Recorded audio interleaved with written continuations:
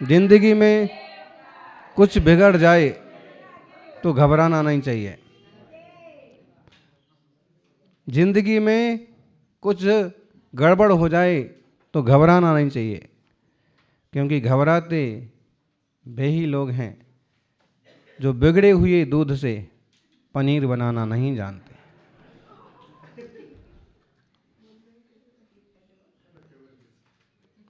फटे हुए दूध से पनीर बनाना नहीं जानते हैं जो लोग, वो दूध के फट जाने पर दुखी हो जाते हैं। लेकिन जो लोग पनीर बनाना जानते हैं वो रोज रोज दूध को बिगाड़ करके पनीर बनाते हैं।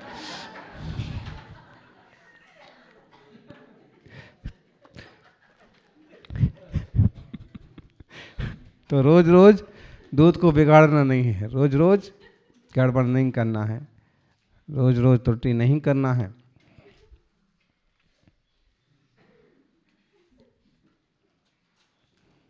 सज्जनों,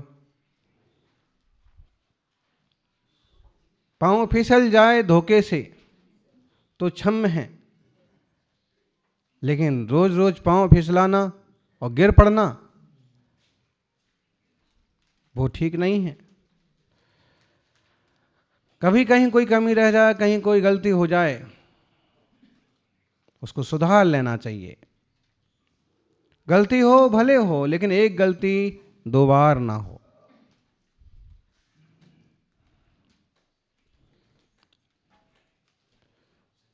गलती पर करे गलती उसे शैतान कहते हैं। जो गलती कर सुधर जाए उसे इंसान कहते हैं, और जो कभी गलती ही ना करे उसे भगवान कहते हैं। इंसान है, गलती हो सकती है, दोष हो सकता है, लेकिन उसे पकड़ नहीं लेना, उसे अच्छा नहीं समझना, इतना जरूर होना चाहिए। आचार्य देव गुणभद्र स्वामी कहते हैं, गुणों का ग्रहण करो, दोषों का त्याग करो। जानो ये दोष हैं, ये गुण हैं। इमे दोषा तेषां प्रभवनममीभ्यो नियमतः गुणाश्चैते तेषामपि भवनमेतेभ्य इति यः त्यजंस्त्याज्यान् हेतून् झटिति हित हेतून् प्रतिभजन् सविद्वान् सद्वृत्तः सहि सहि निधि सौख्य यशसो। बड़ी सुंदर कविता है। यही दोष है अरु यह इनकी उत्पत्ति का कारण है, यह सद्गुण है अरु यह इनकी उत्पत्ति का कारण है। यह विचार जो त्याज्य हेतु को तजे, शीघ्र हित हेतु भजे, सच्चरित्र विद्वान वही सुख यश निधि का घर है। यह दोष है और इन कारणों से ये दोष उत्पन्न हुआ है, ऐसा जान करके उसके कारणों को छोड़ना चाहिए, उस दोष को छोड़ना चाहिए।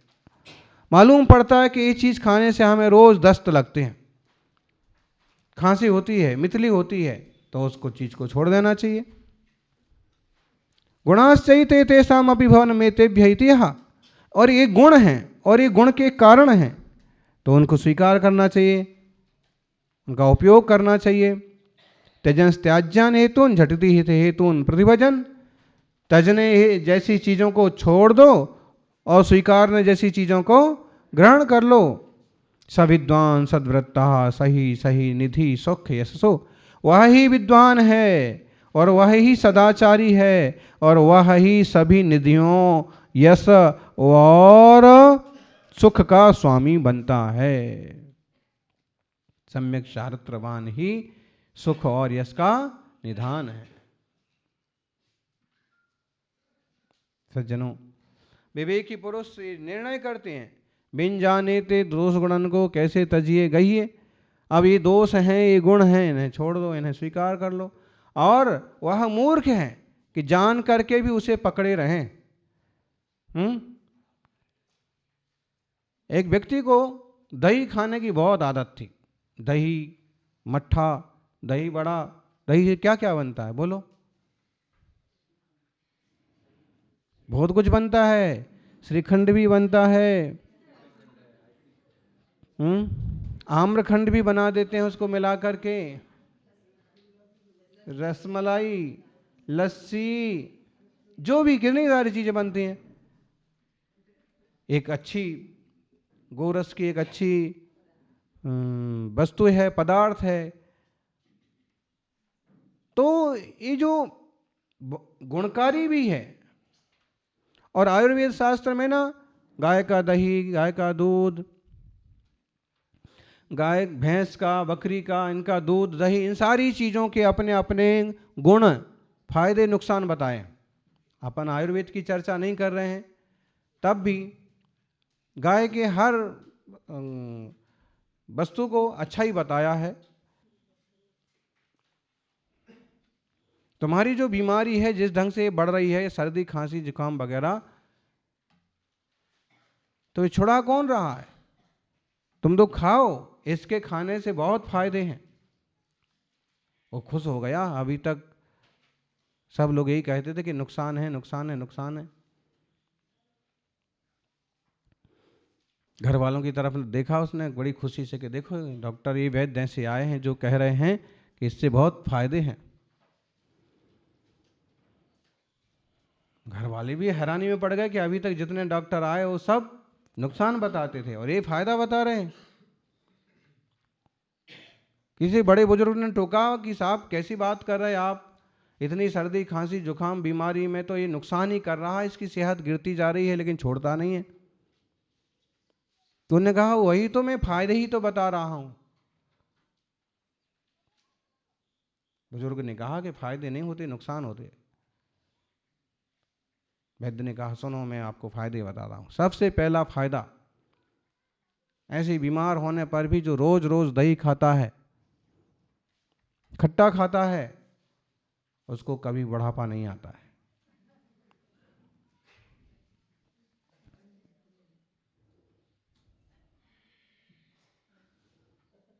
उसको कभी बुढ़ापा नहीं आता है और ना उसके घर में कभी चोरी होती है।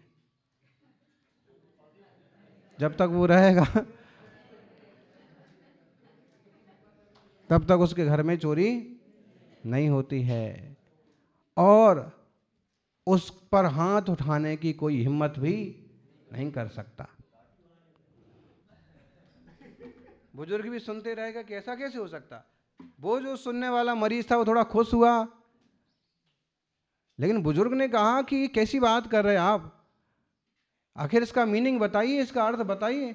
उसने कहा अर्थ बहुत सीधा है, इस बीमारी में, इस हालत में यही यही खाता रहेगा, पथ्य ना पालेगा तो निश्चित रूप से बुढ़ापा आएगा ही नहीं।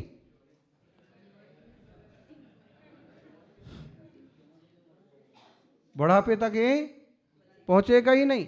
दूसरी बात, जब खांसता रहेगा तो घर में कोई जाग रहा है ऐसा सोच करके चोर भी नहीं आएंगे। और कभी चलना फिरना होगा ना इसको तो इतना कमजोर हो जाएगा कि हाथ में डंडा रहेगा और फिर कोई भी इस पर हाथ उठाने की हिम्मत, एक तो इतने मरे हुए आदमी पर कौन हाथ उठाए, दूसरी बात है कि फिर कोई उठाना भी चाहे तो सोचेगा कि इसके पास डंडा है। तो कुत्ते भी इसको नहीं काटेंगे, कुत्ते भी इसको नहीं भौंकेंगे। और इतने फायदे हैं। कहते हैं ऐसा सुन करके उसकी हवाइयाँ उड़ने लगीं। उसने विचार किया कि हमें नुकसान बता रहे कि फायदे बता रहे। वैद्य को कहा कि साहब ये आप फायदे बता रहे कि नुकसान बता रहे। तो वैद्य ने कहा कि अभी तक तो लोग तुमको फायदे और नुकसान दोनों बताते थे कि तुम्हें क्या क्या नुकसान हो रहा, आज तक तुमने छोड़ा नहीं छोड़ा, इसलिए मैं फायदे बता रहा हूं तुमको कि नहीं छोड़ोगे तो इतने फायदे होंगे और छोड़ दोगे तो जिंदा रहोगे। उसको दिमाग में बात बैठ गई, वो संभल गया। कि ये दोष हैं, ये गुण हैं। ये तंबाकू वालों के लिए, शराब वालों के लिए भी आप यही स्टोरी लगाइए, कहानी जोड़िए। लेकिन कुछ लोग ऐसे होते हैं कि वो गलतियां जान करके भी, नुकसान जान करके भी छोड़ते नहीं हैं। कितना बताओ कि तुम इस रास्ते चल रहे हो, ये गलत है, इससे तुम्हारा नुकसान होगा, तुम्हारी बेइज्जती होगी, तुम्हारी बीमारी बढ़ेगी, कुछ भी, तो जो होगा होगा, ऐसा भूत सवार हो जाता। जबकि बुद्धिमानी इसमें है कि वस्तुओं के गुण और दोषों को जान लिया जाए। जो गुणवान हैं, स्वीकारने योग्य हैं, उस वस्तु को, उस मार्ग को स्वीकार करा जाए, और जो छोड़ने योग्य है उसे छोड़ दिया जाए। दोषों और कारणों, दोषों के कारण और गुणों के कारण वस्तुएं अच्छी और बुरी होती हैं, व्यक्ति अच्छे और बुरे होते हैं। आप भी अपने जीवन से उन दोषों को हटाएंगे तो आप महान बनेंगे, दोषों को पालन भरे रहेंगे तो नुकसान होगा। इसलिए विवेकियों का कर्तव्य है कि हित की वृद्धि और अहित का नाश, ये दोनों कार्य करना चाहिए। हित की वृद्धि हो, अहित का नाश हो, इसका पुरुषार्थ करना चाहिए। धन की वृद्धि, धन्य की वृद्धि, उनका तो बहुत लोग प्रयास करते हैं।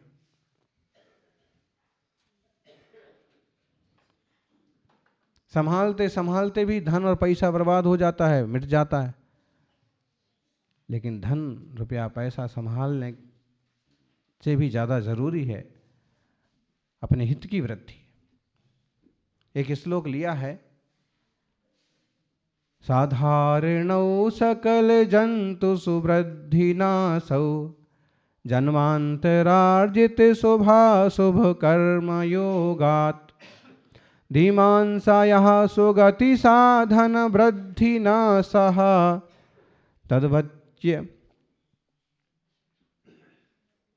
तद्वत्ययाद्विगत धीरे परोभ्यधायी। सब जीवों में वृद्धि नाश का कारण होता एक समान, जन्मांतर में अर्जित शुभ अरु अशुभ कर्म का उदय प्रधान। बुद्धिमान वह जिसकी वृद्धि और विनाश सुगति साधन, वह विमूढ़ है जिसकी वृद्धि विनाश होए दुर्गति साधन। दो तरह के लोग हैं दुनिया में, एक तो बुद्धिमान, दूसरे मूर्ख। आप सब कौन से लोग हैं? बुद्धिमान। जय हो। बुद्धिमान हैं क्योंकि बुद्धि का सत्कार्य कर रहे हैं। तो विगत पूर्व जन्मों उपार्जित पुण्य पाप कर्मों के उदय रूप संयोग से शरीर धनादि की वृद्धि या हानि सभी प्राणियों में समान रूप से पाई जाती है। जैसे पिछले जन्म में पुण्य पाप कर रखे हैं, उस हिसाब से शरीर की रचना, शरीर की वृद्धि, स्वास्थ्य, धन, पैसा आदि मिलना, वो सब अपना अपना चलता रहता है। फिर भी बुद्धिमान वही है जिसको सुगति की कारणभूत वृद्धि हानि पाई जाए। बुद्धिमान कौन है? जो सुगति की कारणभूत वृद्धि हानि जानता हो, समझता हो, तथा उनसे अन्य जिनमें दुर्गति के कारणभूत वृद्धि हानि होती है वे निर्बुद्धि हैं। बुद्धिमान क्या करते हैं? सुगति की वृद्धि, सुगति के साधनों की वृद्धि और सुगति में जो बाधक बनते हैं उनकी हानि, ये बुद्धिमान का चिन्ह है। और मूर्ख का चिन्ह क्या है? सुगति में जो बाधक हैं उनको इकट्ठा करता है, जो सुगति के साधक हैं उनसे दूर भाग जाता है। उदाहरण लो, एक अच्छे संघ में एक त्यागी हैं, आचार्य अच्छे हैं, पढ़ाने वाले मुनिगण अच्छे हैं, साथ में रह रहे हैं वो भी अच्छे हैं, चर्या क्रिया भी अच्छे से सब चीज़ चल रही है। अब देखा जाए तो उन्हें चाहिए था कि वे इसी साधन की वृद्धि करते, इसी पर डटे रहते, ठीक है। लेकिन वो क्या करते हैं? मान लीजिए अपना रास्ता बदल लेते हैं, घर वालों से विशेष राग करने लगते हैं, अलग से जाकर के अपना प्रभाव दिखाना चाहते हैं। इससे क्या होता है? इससे संभव है कि उनकी उलझनें और बढ़ जाएं, उनकी चंचलता और बढ़ जाए। तो इससे क्या होगा? बोलो छुल्लक जी, क्या होगा? भाई जो चीजें छोड़ करके आए हैं उन्हीं का राग बढ़ाओगे तो क्या होगा? वही चीजें मिलेंगी वापस। और अगर तुमको श्रेष्ठ और श्रेष्ठतम वस्तु, श्रेष्ठतम मार्ग चाहिए, तो फिर आपको देखो, हर चीज के कुछ साधक कारण होते हैं और हर चीज के कुछ बाधक कारण होते हैं। सम्यक मार्ग पर आप बढ़ना चाहते हो तो साधक कारणों को बढ़ाते जाइए, उनका उपयोग करिए, उस माहौल में रहिए, ठीक। बाधक कारणों को घटाते जाइए, उस माहौल को छोड़िए और उन कारणों से दूर रहिए। तो क्या होगा? सही रास्ते पर बढ़ते जाएंगे।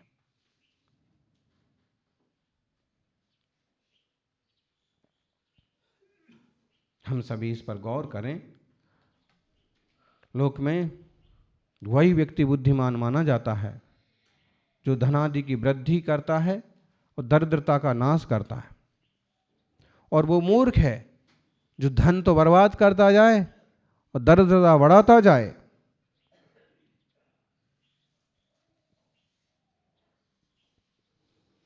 फिर भी इसमें तो हम ऐसे कह सकते कि भाई सबका अपने अपने पुण्य पाप का उदय हैं? और अगर इसमें कुछ रुपया पैसा कम ज्यादा हो गया तो आत्मा का कुछ खास बिगड़ता नहीं है। गौर करने की बात यह है कि हमारे आत्म परिणामों का नुकसान न हो, हमारे गुणों की हानि ना हो, हमारी व्रतों की हानि ना हो, हमारी साधना का नुकसान ना हो।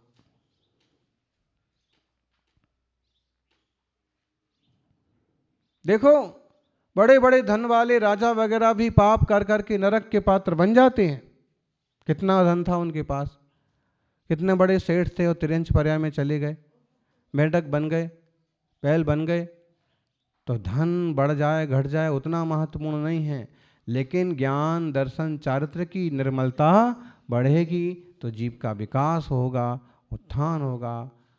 और अगर गफलत में पड़ गए, राग आदि के प्रपंच में पड़ गए तो नुकसान होगा। इसलिए वीतरागता का मार्ग लिया है, उसी पर कदम बढ़ाना चाहिए। वीतरागता, निर्मलता बढ़ाना चाहिए। राग से नुकसान होगा और वीतराग विराग भाव से आत्मा का कल्याण होगा। जय बोलिए 24 तीर्थंकर भगवान की।